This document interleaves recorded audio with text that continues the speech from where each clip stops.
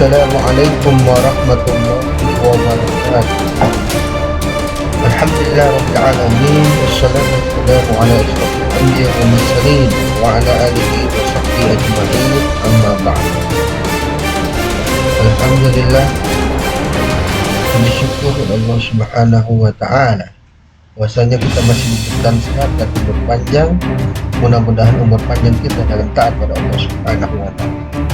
Kali ini kita akan membahas tentang keutamaan kematian. Para ulama berpendapat kematian itu bukan berarti ketiadaan sama sekali, bukan juga kefanaan. Akan tetapi kematian itu hanyalah keterputusan dan keterpisahan ruh dari badan, pergantian keadaan, dan perpindahan dari suatu tempat ke tempat yang lain. Bilal Ibnu Sa'ad dalam sebuah nasihatnya berkata, "Wahai sekalian manusia yang masih hidup, sesungguhnya Anda semua tidak diciptakan untuk sebuah kefanaan, melainkan untuk keabadian. Anda semua akan terpisah dari satu kampung ke kampung yang lain." Ini dikisahkan oleh Abu Sa'id dalam tafsirnya, juga oleh Abu Nu'aim. Umar Ibnu Abdul Aziz berkata, "Sesungguhnya kalian diciptakan untuk keabadian. Kalian akan berpindah dari satu tempat ke tempat yang lain melalui kematian." Diriwayatkan oleh At-Tabrani dalam Al-Kabir dan Al-Hakim dalam Al-Mustadrak. Abdullah Ibnu Amr menuturkan bahwa Rasulullah SAW bersabda, "Sesuatu yang berharga dari seorang mukmin adalah kematian." Hadis riwayat Al-Hakim dalam Al-Mustadrak, At-Tabrani dalam Al-Kabir, Ibnu Al-Mubarak dalam Al-Zuhd, dan Al-Baihaqi dalam Su'an Al-Iman. Dari Jabir dan Al-Husain Ibnu Ali menuturkan bahwa Rasulullah SAW bersabda, "Kematian adalah tumbuhan wangi bagi seorang mukmin." Hadis riwayat Ad-Dailami dalam Musnad Al-Firdaus. Hadirin Allah Subhanahu wa taala. Siti Aisyah menuturkan bahwa Rasulullah SAW pernah bersabda, "Kematian merupakan harta rampasan perang, kematian merupakan musibah, kemiskinan merupakan masa lengang, kekayaan merupakan ciptaan, sedangkan akal merupakan cahaya dari Allah. Kebutuhan merupakan kesesatan, kezaliman merupakan penyesalan, ketaatan merupakan sesuatu yang enak dipandang mata, tangisan salah satu merupakan keselamatan dari neraka, tertawa merupakan kebinasaan fisik, dan orang yang bertobat dari dosa adalah orang yang tidak mempunyai dosa."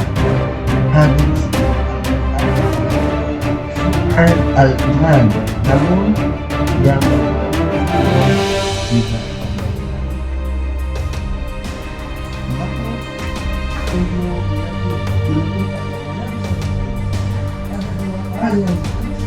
itu Adam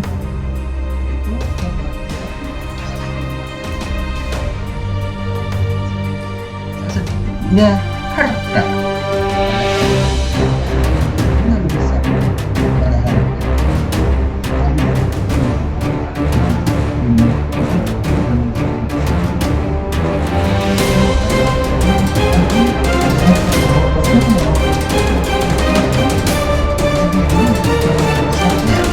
manusia itu lebih menciptai kehidupan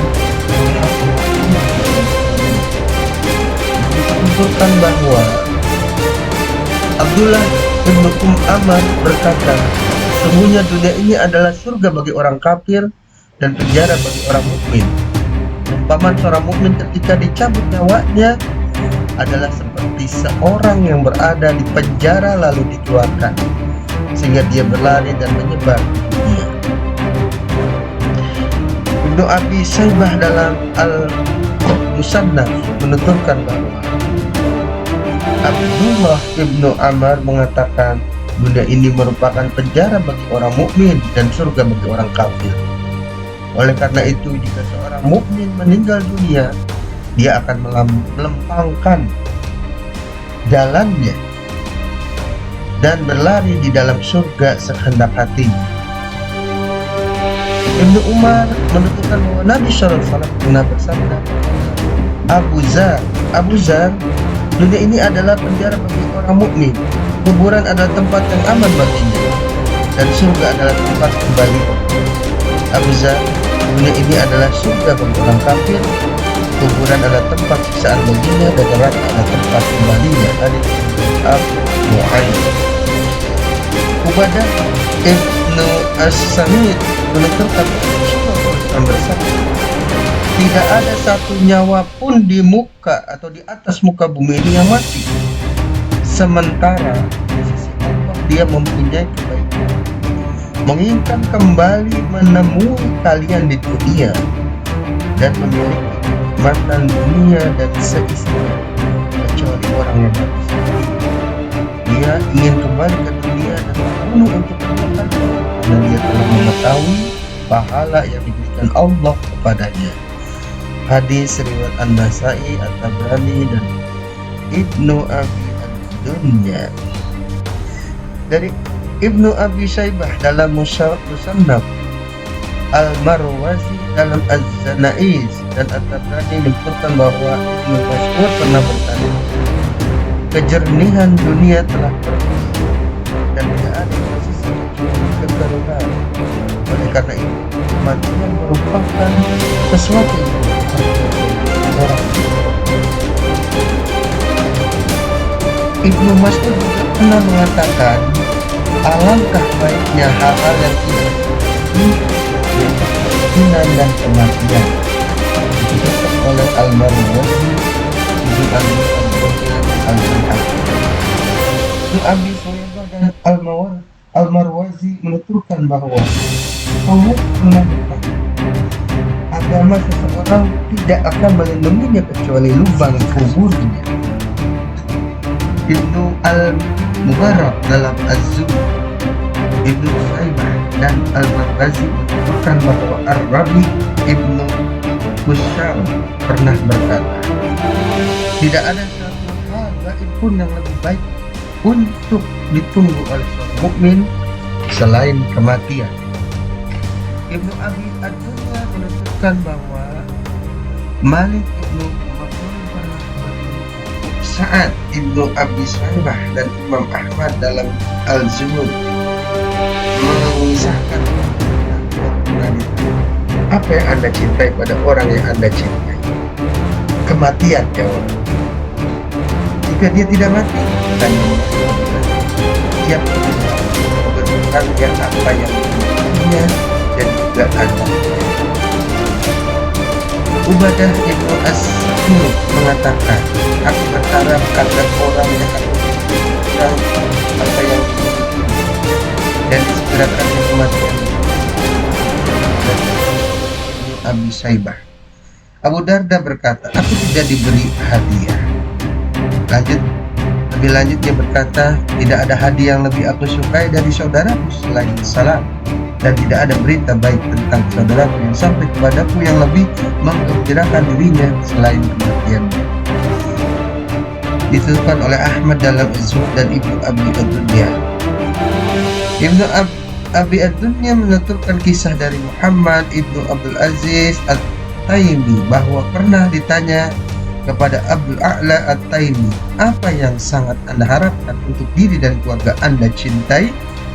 Kematian, jawabnya. Abu Malik Al-Asy'ari menuturkan bahwa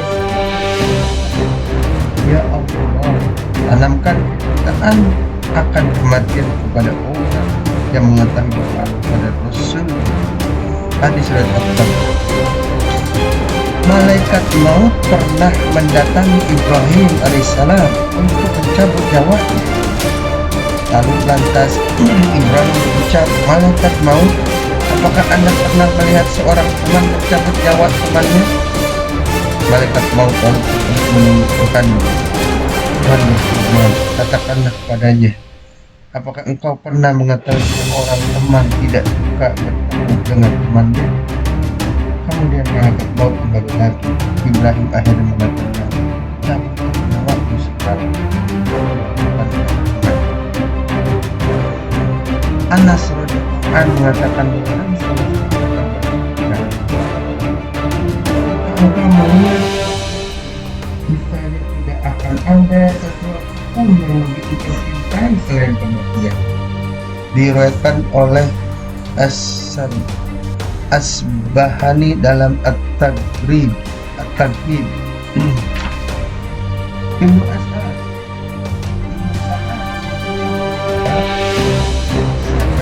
tidak menginginkan surga, jawabnya.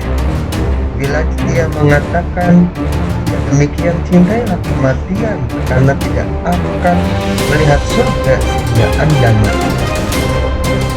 Abdurrahman bin Yazid menerangkan bahwa Abdullah mengatakan, seandainya aku memilih antara 100 tahun dengan penuh ketaatan kepada Allah dengan kematian pada hari saat sekarang ini, niscaya aku akan milih mati pada hari saat sekarang ini karena keridhaan kepada Allah dan hambanya yang soleh. Abu Nu'aim dan Ibnu Asakir dalam At-Tarikh menuturkan bahwa Ahmad Ibnu Abi Al-Hawari berkata, saya pernah mendengar Abu Abdillah An-Nubadi mengatakan, seandainya aku disuruh memilih antara dunia ini menjadi milikku saat aku diciptakan dan menikmati segala isinya secara halal dengan tidak diminta pertanggungjawaban pada hari kiamat kelak dengan kematian, niscaya aku akan memilih kematianku sekarang. Tidaklah Anda ingin bertemu dengan zat itu yang Anas menyebutkan bahwa Rasulullah pernah berkata, kematian adalah penebus dosa Muslim. Hadis riwayat Abu Nu'aim berangkat Ibnu Al-Rabi mengatakan yang demikian itu karena di dalam kematian si mayit merasakan rasa sakit dan penderitaan. Sementara Rasulullah SAW pernah bersabda, tidaklah seorang muslim menderita sakit baik karena tertusuk duri maupun yang lebih besar dari itu, malaikat Allah akan menghapus jumlah keburukannya. Lalu apa yang kita kira kematian itu yang sekarang mautnya lebih sakit daripada ditebas oleh pedang dengan 100 kali tebasan. Masya Allah. Ibnu Al-Mubarak dalam Az-Zuhud dan Ibnu Abi Ad-Dunya menerangkan bahwa Masruq mengatakan, aku tidak menginginkan suatu pun melainkan seperti seorang mukmin yang berada dalam lubang kuburnya. Sungguh dia telah selamat dari azab Allah dan beristirahat dari penderitaan dunia. Dengan lafaz yang berbeda, Ibnu Abi Suhaibah mengatakan tidak ada sesuatu pun yang lebih baik bagi seorang mukmin selain tempat dia menyelamatkan diri dari kesulitan dunia dan selamat dari azab Allah. Ibnu Al-Mubarak